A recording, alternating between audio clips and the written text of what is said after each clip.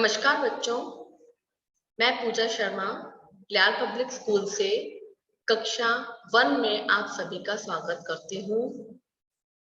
आप सभी ने अभी पेपर देने के बाद में आराम से छुट्टियों का मजा लिया होगा, लेकिन हम सभी को अपना अपना ध्यान रखना है और ध्यान रखने के साथ साथ में हमें अब वापस से अपने कहाँ आ जाना है, पढ़ाई के लिए फिर से अपनी शुरुआत कर देनी है। तो उसी क्रम में हम हिंदी 1 का पाठ 2 अनुस्वार, अनुनासिक एवं विसर्ग के बारे में जानेंगे।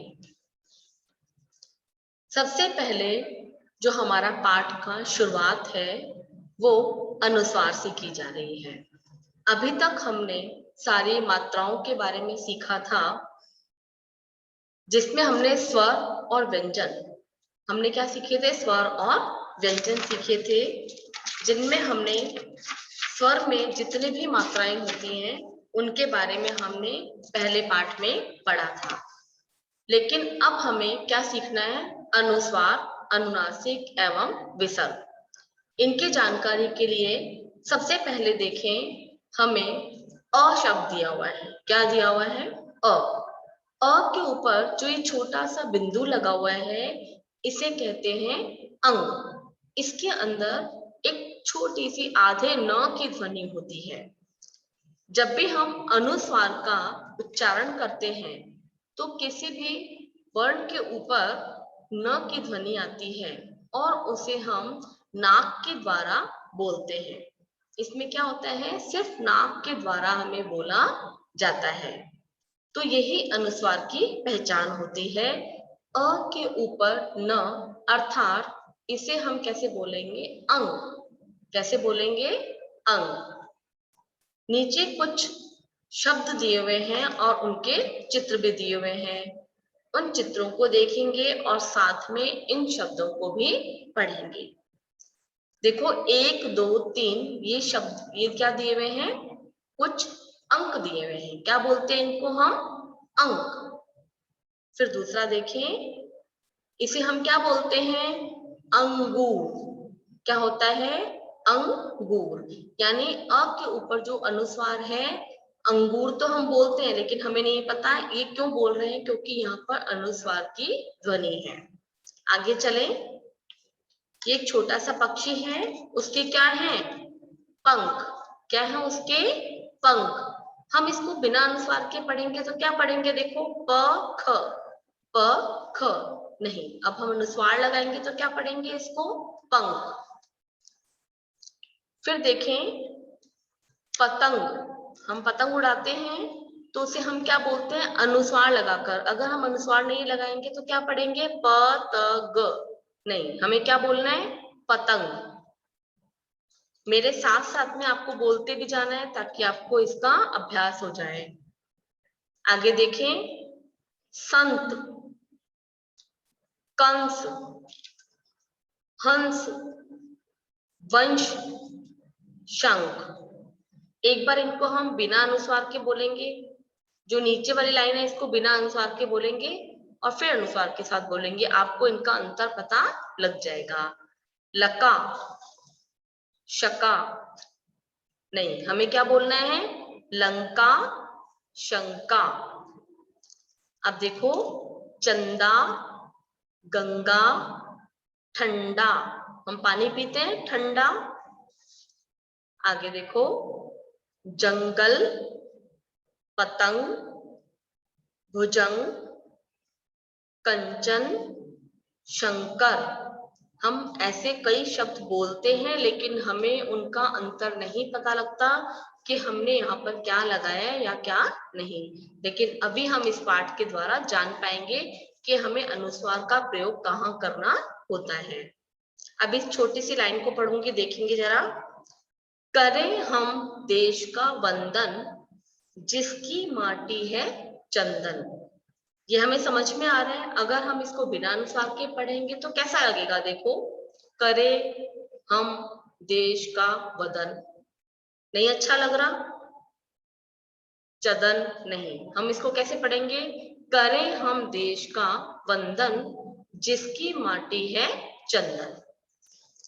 इसके नीचे आपकी बुक में कुछ शब्द दिए हुए हैं जिनको आपको पेंसिल से इनके ऊपर लिखना है। आपके एक तो लिखने का अभ्यास होगा, एक आप इसको बोल बोल कर देखेंगे तो आपको समझ में आएगा कि इसके कैसे इसको पढ़ना है। मैं पढ़ के बता रही हूँ। सुंदर, चंपक, चंचल, कंकर, पंजाब, मंदिर, संगम, बंदर। इतना आपको समझ में आया कि हमने अनुस्वार लगाकर किस प्रकार से शब्दों को बोला और उन वर्णों को हमने समझा। आगे चलते हैं। हाँ जी, आपकी पुस्तक के पेज नंबर 71 पर क्या दिया हुआ है? अनुनासिक अर्थात चंद्र बिंदु। इसे हम कैसे लगाते हैं? एक छोटा सा चंद्र लगाते हैं और उसके ऊपर छोटा सा बिंदु लगाते हैं। देखिए यहाँ पर दिया हुआ है अ के ऊपर एक छोटा सा चंद्र और उसके ऊपर बिंदु। इसे हम कहते हैं अनुनासिक। हम ऐसे ही कहीं भी अनुस्वार या अनुनासिक नहीं लगाते हैं। इसका भी एक क्या होता है, इनका भी अंतर होता है। जब हम सिर्फ नाक के द्वारा बोलते हैं तो वो अनुस्वार होता है, लेकिन नाक और मुंह के द्वारा जब श्वास निकलती है तो हम अनुनासिक का प्रयोग करते हैं। वहां पर अनुनासिक शब्द, अनुनासिक का प्रयोग किया जाता है। इसकी क्या पहचान है? इन शब्दों को देखेंगे, इसके द्वारा हम समझ पाएंगे। आंख, देखो हम गले से और मुंह से दोनों से बोल रहे हैं। गले और नाक की ध्वनि दोनों आ रही है इसके अंदर, तो आंख। फिर आगे देखें, अंगूठी। अंग यानी बिंदी नहीं लगेगी यहाँ पर, अंगूठी यानी हम गले से भी बोल रहे हैं और नाक से भी बोल रहे हैं। तो यहाँ पर क्या लगा? हमने अनुनासिक का प्रयोग किया, यानी चंद्र बिंदु का प्रयोग किया। फिर है आंवला। फिर देखो माँ, माँ शब्द पे भी चंद्र बिंदु का प्रयोग किया जाता है। फिर देखो चांद। जब हमने चंदन बोला तो सिर्फ क्या आया? अनुस्वार। लेकिन हमने जब चांद बोला तो क्या आया? अनुनासिक। आगे चले। ये शब्द मेरे साथ साथ में आपको बोलने हैं और इनका अभ्यास भी करना है। मुंह, ऊंट, गेहूं, ऊंट, सूंड, कांच, बांस, सांस, पांव, धुआं, आंवला, बांधना, मांगना, हंसना, डांटना। तो समझ में आया बच्चों आपको अनुनासिक और अनुस्वार में अंतर? अब ये दो लाइनें पढ़ेंगे तो इसके द्वारा हम और समझ जाएंगे। आपने लाइनें सुनी होंगी। ऊंट ऊंचा, ऊंट की पीठ ऊंची। ऊंट ऊंचा, कुछ पीठ ऊंची, कुछ ऊंची ऊंट की पीठ। कई बार ये वाले जो हैं ऐसे ऐसे छोटी छोटी लाइनें, हमें आसपास में बच्चे होते हैं हमारे साथ में, पापा भी हमें ऐसी बातें बुलवाते हैं। उनसे क्या होता है? हमारी बोलने का अभ्यास होता है। तो यहाँ पर हर शब्द के ऊपर क्या लगा हुआ है? अनुनासिक का प्रयोग किया गया है। आगे फिर नीचे शब्द दिए हुए हैं, इन्हें हमें क्या करना है? पेंसिल से लिखना है और इनको साथ साथ में बोलना है। सभी को मेरे कहे अनुसार काम भी करना है। ये शब्द है कुआं, खांसी, कांटा, आंसू, आंचल, आंगन, उंगली, बांसुरी। तो इसके द्वारा हमने क्या समझा? अनुनासिक का प्रयोग कैसे किया जाता है। आगे चलते हैं बच्चों। इसके बाद है विसर्ग। विसर्ग को हम आगे किसी भी वर्ण के आगे दो बिंदुओं के द्वारा अंकित करते हैं और इसका प्रयोग करते हैं। इसका प्रयोग किस प्रकार और कहाँ किया जाता है इसको हम समझेंगे। जैसे हमने अंग, अह हमने पढ़ा है, हमारे जितने भी अनुस्वार है उसके अंदर आता है। हमारे जितना भी हमारे पहले, सबसे पहले हमने क्या पढ़ते हैं? स्वर और व्यंजन। स्वरों के अंदर तो हम क्या कहते हैं इसे, स्वरों के अंदर क्या आता है, अ और अंग और अह। तो यहाँ पर हम विसर्ग के रूप में क्या प्रयोग करते हैं, दो बिंदुओं के रूप में इसको प्रयोग किया जाता है। आगे देखें, एक छोटा बच्चा है चित्र के अंदर, वो क्या कर रहा है, नमस्कार कर रहा है, यानी नमः। फिर एक ऋषि मुनि है, वो क्या कर रहे हैं, तप कर रहे हैं, तो इसे क्या बोलते हैं हम, तपह। इसकी ध्वनि थोड़ी सी ह के रूप में आती है। फिर आगे देखें, प्रातः, सुबह का जो समय होता है उसे हम कहते हैं प्रातः। आगे दो अनुस्वार लगे हुए हैं, दो बिंदियां लगी हुई हैं, इसे हम विसर्ग कहते हैं। आगे चलें, पुनः, प्राय, शनैः, अतः, स्वतः, फलतः, मूलतः, पूर्णतः, अंततः।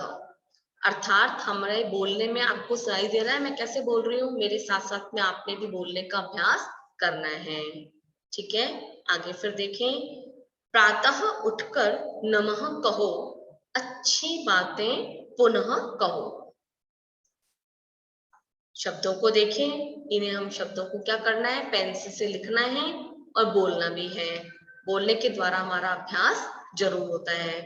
देखिए शब्द, अतः, प्रातः, पुनः, नमः, स्वतः, शनैः, अंततः, फलतः।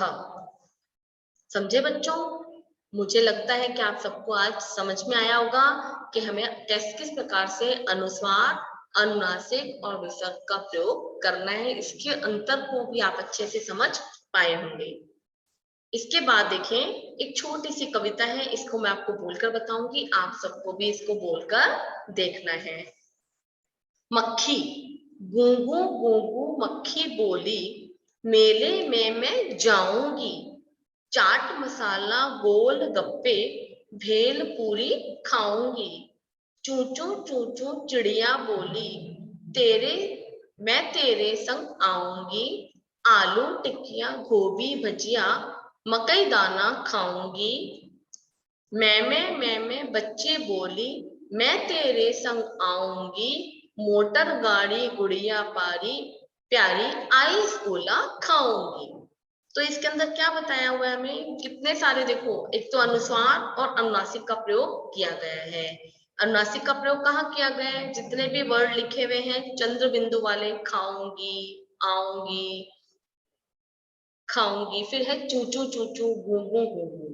फिर देखो अनुनासिक का, अनुस्वार का कहाँ प्रयोग किया गया है, मैं पर, मैं पर, फिर है संग पर।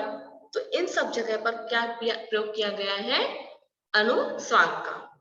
तो इस पाठ के द्वारा हमने बहुत अच्छे से समझा और आप सभी को समझ में आया होगा। एक बार फिर से मेरे बोलने का अभ्यास करेंगे और इसको सीखेंगे।